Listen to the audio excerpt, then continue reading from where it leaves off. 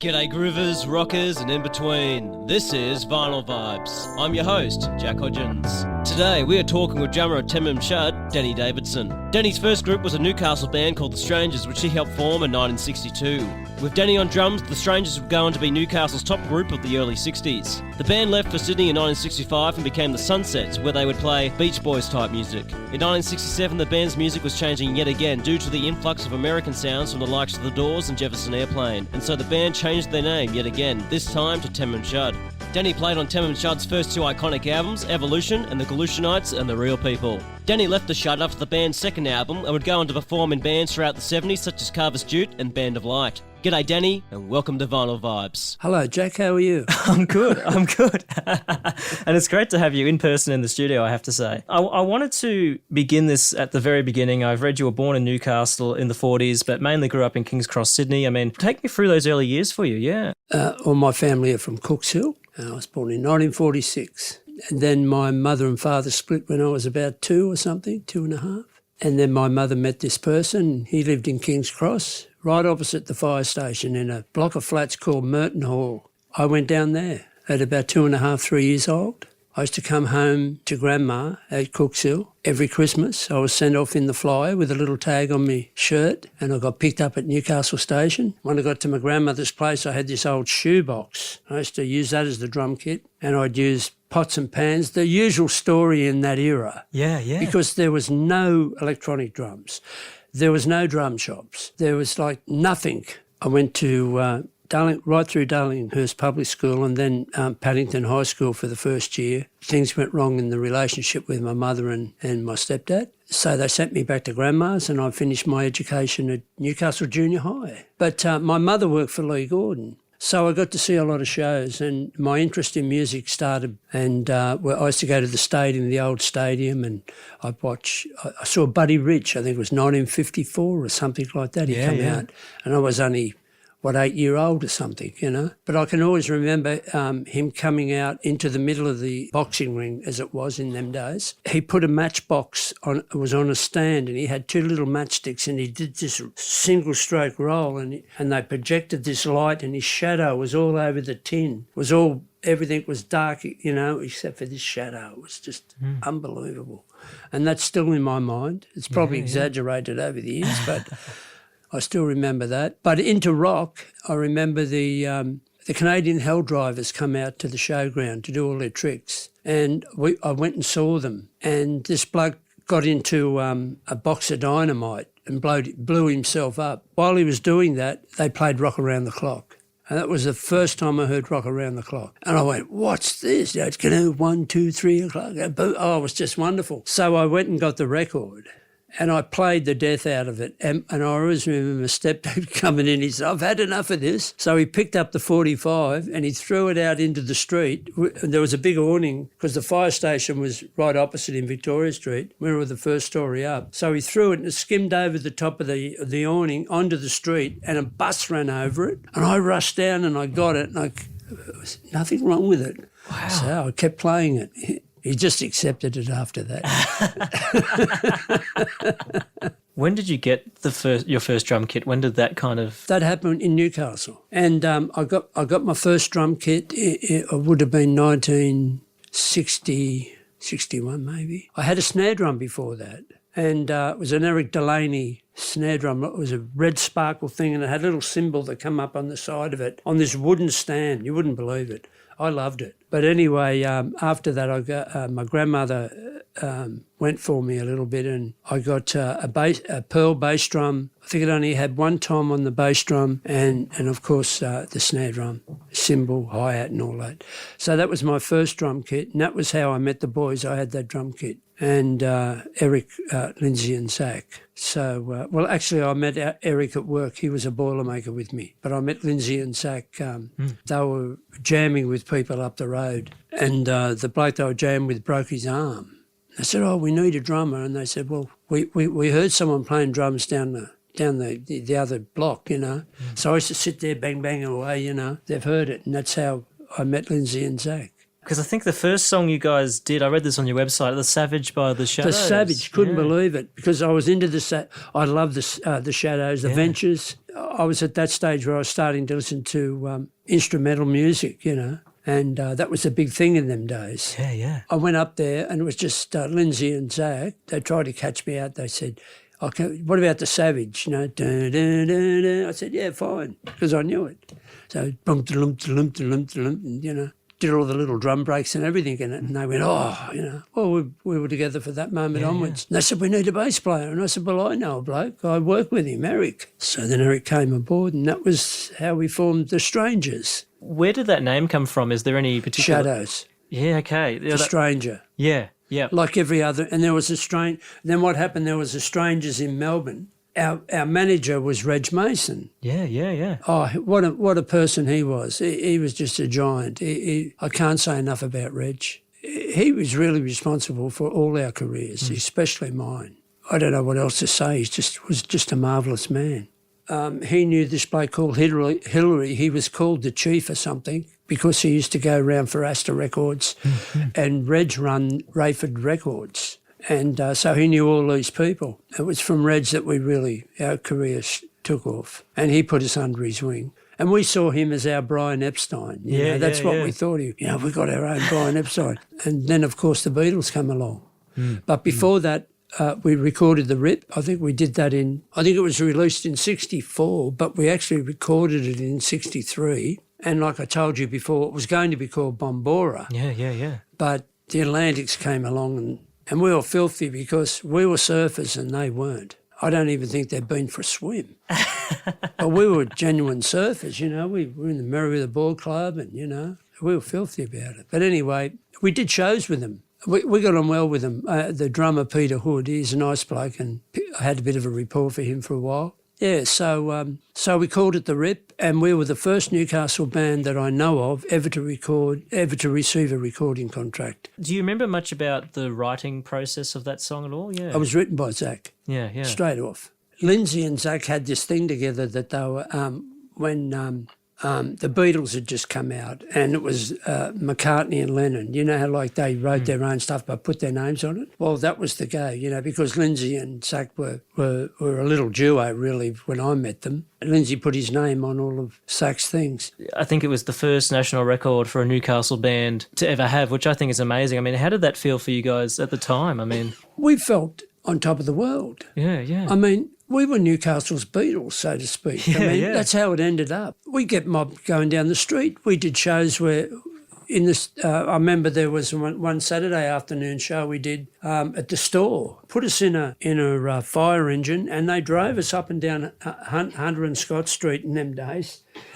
And then we went back to this loading bay. It was just full of kids, Yeah, yeah. We were sort of mobbed and everything, And then we did a big show at Nobby's Beach, and it's Everybody's Magazine was the big magazine in them days, and we were all over that, and I had all photos of it. But we all got mobbed and stuff, like it was wonderful. We were like stars, in our own little city, Well, we were stoked. Got us a recording contract with Festival Records, and we started we brought out a couple of songs under the title of The Four Strangers, and then we, of course, changed our name to The Sunsets, which was actually done, we got that name, that was from a radio competition on 2HD. Yeah, yeah.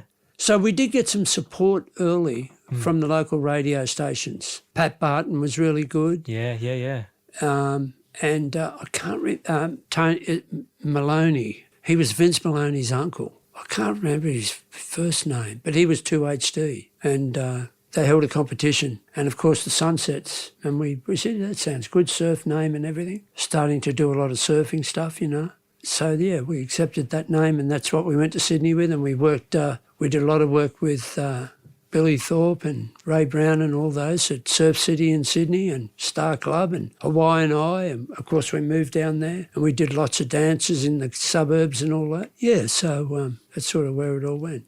Sydney at the time, because you guys moved from Newcastle to Sydney, I think, in the Sunsets. I mean, was Sydney seen as the big smoke at the time? Yeah. Oh, that was the top of the pile. Yeah, yeah, yeah. I know they've got a song, New York, New York, if you make it there, you make it anywhere. Well, to us it was, hello, the big smoke. If we can get into Sydney, we've made it. We didn't think much of Melbourne. Yeah. Melbourne wasn't on our radar at all. All the people we loved were in Sydney. There was, Billy Thorpe and the Aztecs, Ray Brown and the Whispers. There was other bands, Max Merritt and the Meteors. All the bands that we loved were in Sydney. It wasn't really much. I mean, I know there was some good stuff in Melbourne, but Sydney was more, I don't know, cosmopolitan, international or something. Melbourne was always poppy, like Normie Rowe and pop star stuff, King of the Pop and of course Johnny Farnham before that. But, and there was other good singers, Johnny Chester and those people, but we didn't like them too much. I didn't mind Normie Rowe, but on the whole, it was mostly Sydney people.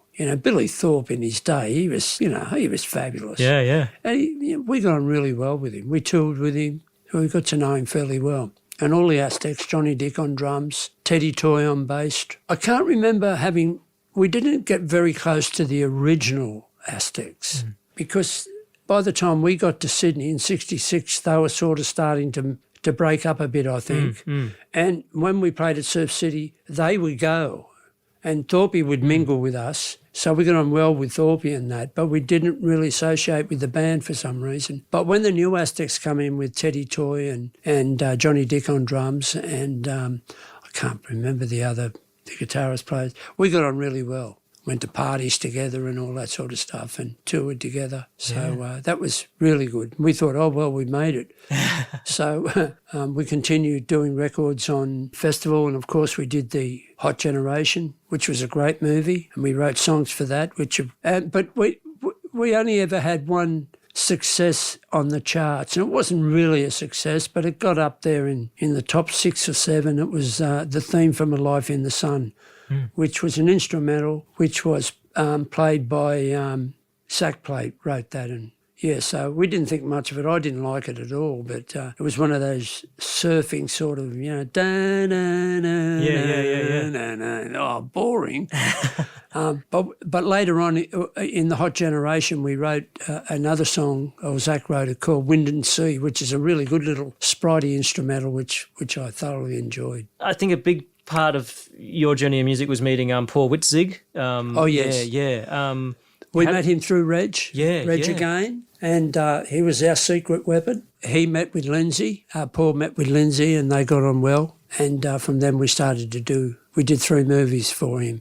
But we also did movies for the bloke who had the magazine for Surfing World, Bruce Brown or Bob Brown. I get mixed up. I remember going to a house in Whale Beach, and this big old-fashioned lounge room and recording gear set up, and we did the music in there for one or two of his movies. I've just forgot the names of them. Because in May of 67, I read this on your website, the Sunsets started doing a 3-month residency, I think, on the Gold Coast. At, Digby's. Digby's, yeah. And it seems like that was really important to the music evolution of the band. Yeah. That's right. And the place was full of R&R guys. You got to remember the Vietnam War was full blast, and all the Americans were out here with their, spending all their money and filling up all the clubs. And so we were at Digby's, and we had a change. Things changed up there. We started to change our music and our attitudes and everything like that. And that's when we really became Tamam Shud. And I remember we started to do not just 3 or 4 minute songs or whatever. We started to ad-lib. We just heard of people like Paul Butterfield, for example, and Love. What a band Love was. Yeah. Well, those bands came into our life, into our radar. We wanted to emulate them. So Love, Paul Butterfield, and a few others. Spirit was another one. And they had this way of playing. And, of course, the Doors. Yeah. Creedence Clearwater. Yeah. And they did extended solos. I mean, on Love, on their first album, they had one whole side was one solo. And it was just wonderful. And we went, this is what we want to do. So all of a sudden, we weren't interested in getting a hit single. We wanted an album to change everything. And we changed our name to Tamam Shud. And we came back to Sydney, and of course we weren't the Sunsets anymore. No one wanted to know about us. Yeah. Except Clovelly Surf Club. God bless their souls. We played at Clovelly Surf Club as the Sunsets for years, every Sunday night. Yeah. That was our big show. And everyone would be there, would be packed. And we changed our name, we changed our music. Yeah. And all of a sudden we were doing more original stuff, extended solos. But we had this great ability to do that. We had this connection. We got Eric had left for some reason. He just wasn't there one day. Didn't say goodbye to us or anything. He was just gone. Lindsay knew that Lindsay was living over at Manly. I was at Coogee, and I was still a member of the Coogee Board Riders Club. All good guys down there. And anyway, so Lindsay said, "Oh, I know this young surfer bloke," and he got Peter Barron in. And he wasn't the best of players, but he was sympathetic to everything that happened. And he just sort of weaved in and out of everything. He wasn't a dominant bass player at all. You can tell that by the record. But he allowed Zach and me and Lindsay to move, and especially myself. I had a lot of room, so I could do things, you know. I wasn't just sitting playing 2 and 4 anymore. I was doing little things, doing odd time things, integrating, syncopating, which that's how I love music. I love music to be a movement, like a conversation, you know. Yeah. Too many people are stuck in music as this is how it's got to be. It's got to be there. It's got to play the same note in the same bit. You know, oh, give me a break. You know, how long can you do that for? Talk about being a one-trick pony. You know, it just doesn't happen. You just got to be able to, you know, play. You've got those wonderful musicians around, and you're talking to them through music, and that's really what it is. It's a language, and once you get on that language, once you understand it, you can go anywhere in the world as long as you can hear the counting. You're fine. You can go anywhere. You know, it's a wonderful thing, music. I've read this on your website, I think, somewhere, that the band a lot of the gigs, the same songs you'd play differently each time. Every time. We never rehearsed. I can't really remember rehearsing. We may get together occasionally and do some things, or some ideas would come up, but everything was got out of those jams. That's what I was saying. The new songs that Lindsay would come up with come out of those jams. Zach would invent a riff or a chord thing, or we go into this movement. I mean, we could be doing a 4/4 thing and then go into a 3/4 thing. You know, we just had this connection, this vibe amongst us that we knew what was going on. We didn't. I can never remember in any situation Lindsay turning around or Zach or Peter turning around and saying, "Don't do that." Don't wasn't a word that we had. It was, "Oh, come on, give me some more." You know, what else have you got? You know, it was more like that. You know, what else can we do? Where can we take this? It was never, "Oh, don't do that. Play this." It was that never happened. And that's why a lot of the animosity happened, because being teenagers and in our youth, all my youth was spent there. Finding that Tamam Shud sound, I mean, because it's different to the Sunsets, I mean, was that like a long process in finding that sound, or did you kind of just get it straight away, or like what was the process? Well, I think we were starting to move. If you remember, the last record we did with the Sunsets was called Love's Face, I think. You can start to see that we're, and in the Hot Generation too, you can start to see we're moving away from the 2.5 minute song, that we're starting to move away there. I think the influence that we got from the West Coast sound, you know, the California Heyday Speed and all that, we just absorbed it. I mean, we mentioned Paul Witzig a bit earlier, and because very important to getting the Evolution album out, obviously, because I mean that was because he was making a movie called Evolution at the time. We'd done the Hot Generation, and he was doing another album, but another movie. This one, we were moving from longboards to shortboards. That's really the evolution. That was basically the story. So he contacted us and he said, you know, I want you to do this stuff. And there was a friend of Paul Witzig's and a friend of ours called Kevin Platt. Now, Kevin Platt was instrumental in all of this. Now, Kevin Platt, his mother owned Platt Surfwear. Used to do all the board shorts and all that, lived at Brookvale. So he's from the North Shore like Paul Witzig. And, of course, we used to do all the shows for all the surfers. We'd play at the castle at Narrabeen or wherever it was, and all the top surfers. So we knew Nat Young and Bob McTavish, and we hung with them all, you know. So we were in that little crew. Anyway, the time came to do this movie. And he said, "Look, I don't want to do a movie where we have talking. Usual surf movies, they say, you know, like, oh, hello, here's Dave Jackman from Australia. He's out to prove that the shore break at Waimea Bay can be ridden." And then he'd go out and he'd get crashed, and then he'd try it again. And now we have Paul, you know, like there was always that sort of silliness in in the talking through of the movies.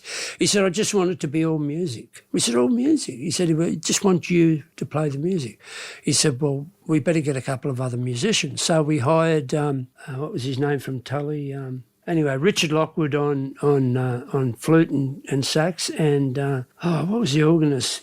We got those two blokes from Tully. A really good Sydney band too. And anyway, we did lots of shows with Tully. And anyway, so we went into the studio. Now, we'd not rehearsed anything, really. We had a couple of songs that we had done with Kevin Platt. So we went into the studio, Vice Sound Studios, and with Richard and Michael Carlos, that was his name. Anyway, so Michael Carlos, yeah, a great keyboard player.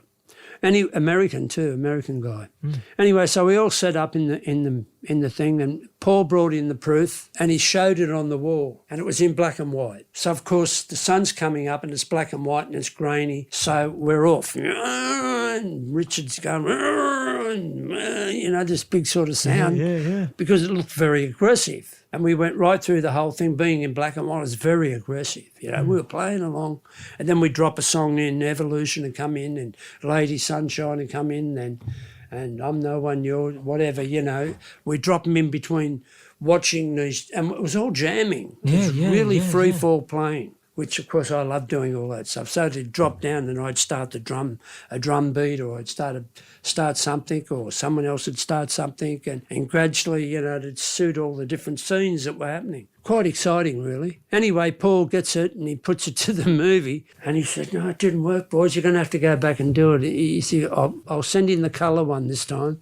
So we went back into the studio and we had to do it in colour. So, of course, a lovely sunrise, and this time it's the flute, little flute happening, and then a little bit of this, and gradually moving into it as the day moves, and then we, start. So if you see the movie, you'll see all the different moods, and of course the colour made all the difference, and that was the one that went down, one take. And the deal was that we did the movie for free, so we wouldn't have any claims on any copyright of it, and they would give us an album.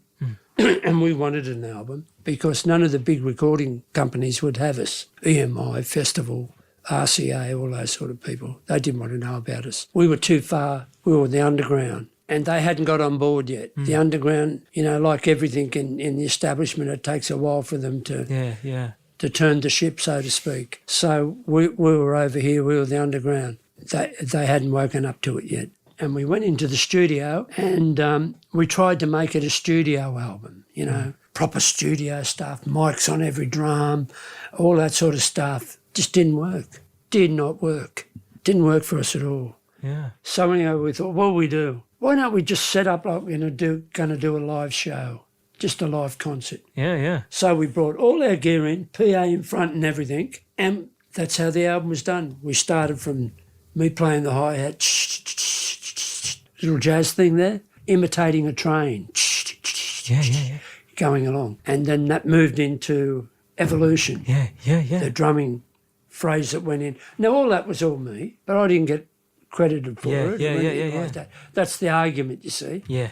So anyway, bam, bam, bam, bam, into Evolution, and then we went into all the other songs. The only dubbing that was done in that whole record, the vocals was done at the same time, everything. It was just like a live show. Was the train coming in at the start, and I think a door shutting at the end. That was the only things that were separate from actually the concert. So that's a completely live show, how we would have sounded live in them days. Yeah. Which is pretty good. Because my understanding was that you guys went in there, you did the surf thing, and then in the last hour you did the album, but that's not how it... No, that was done a month later. Yeah. Or a couple of weeks later. Yeah, okay. Yeah, no, well, that's good that you clear that up. Yeah, well, I mean, you mentioned an interesting point that you guys try to do it as a proper studio album, miking the drums and all that. I mean, why do you think that didn't work for you guys? Like, what? We couldn't conform. We couldn't be railed in. I mean, that's the only way I can think about it. Carver was a studio. But the way the Shud worked, free form, you couldn't corral us into anything. You couldn't restrict us. We just had to be what we were, free spirits. It's like saying to us, if we're having a conversation, you can't say this, you can't do this, you got to say this, you got to say that. Yeah. Well, no, that's not how it worked for us. And that's why we were such a great concert band. We were a really good concert band. We used to fill Paddo Town all up and all those places. No of the big shows, big halls in them days. We were there all the time. We did some of the clubs, Checkers and things like that, and the North Sydney Disco. So we just set up in a concert like overhead mic on my bass drum and an overhead mic. That's all there is on my drums. There's no mics all over the place. There was a mic in front of each amp and 2 vocal mics, with the vocals coming out of the 2 Leonard boxes that we used. Yeah. I mean, we didn't have massive big PAs in them days. It was before all this technology was really happening. And a drummer had to play loud. He had to play because the amplification was getting stronger, but they weren't miking the drums, not in them days. They only started miking drums around about the late 69 into 70 in this country. I don't know what they were doing overseas. So you had to have a technique of being able to really be able to play loud. So, to hit the drums and to come off okay, because you can injure yourself. My hands were bloodied at the end of the gig. I'd have blood over my drum kit, everything like that. You didn't come out, it was quite an effort. So if you're a mild, soft drummer in them days, you're in a bit of trouble if you're playing in a rock group or a group like ours. Jazz, fine, but in our sort of band, you had to. The LP did pretty well, the Evolution LP. I mean, that must have been great for you guys. Well, it got Go-Set's Album of the Year, and there wasn't the APRA thing like there is now. And in some quarters, people are saying this was the first original Australian rock album. Yeah. I mean, you got to think, and they go, come on, no. The Easy Beats or something, or Billy Thorpe. No, they always had cover songs in there. They do a couple of originals and a couple of other people's songs. No, this was purely original. And it sold out really quickly. And because it was an independent record, there was not another pressing. So they did the first 10,000 pressings. It sold out pretty quick. In reality, we should have got a gold record for that. But we didn't do it. They didn't recognise us. It was distributed by CBS. That was the deal Paul Witzig arranged. But because we owned it, we couldn't get another pressing of it. And there wasn't a master to do the pressing. Once they did the record, they used the master tape on something else. So we had a master tape, we could have repressed it, but we only had an album. So a lot of the CDs that you see that have come out in the black market, even later when it was re-released in New York, that was taken off a record. Yeah. I mean, so in saying that, I mean, so the Evolution album got no recognition. Yeah. It did in Go-Set. Yeah. And by the other artists like, I think there was a board of people on Go-Set that awarded things. Wendy Saddington was on it. She was a blues singer. A few other people. And we were awarded that as the best album of the year, Yeah. And of course, I mean, you mentioned how Evolution had come out by that point, obviously, and that album cover, like, do you remember where that Yes, that was done in Wild Beach. Yeah. Behind where Lindsay and they were renting a house out and at Wild Beach. And that was behind they had a swimming pool in it. I wasn't. I was at Balmain with Maureen. Peter and Lindsay lived in this flat with a few other people, this house with a few other people. And Zach lived he was in Manly. And so we all drove up there to get the photos taken. And that was done by, I believe Philip Morris took that photo for Go-Set, because we were very popular in Go-Set.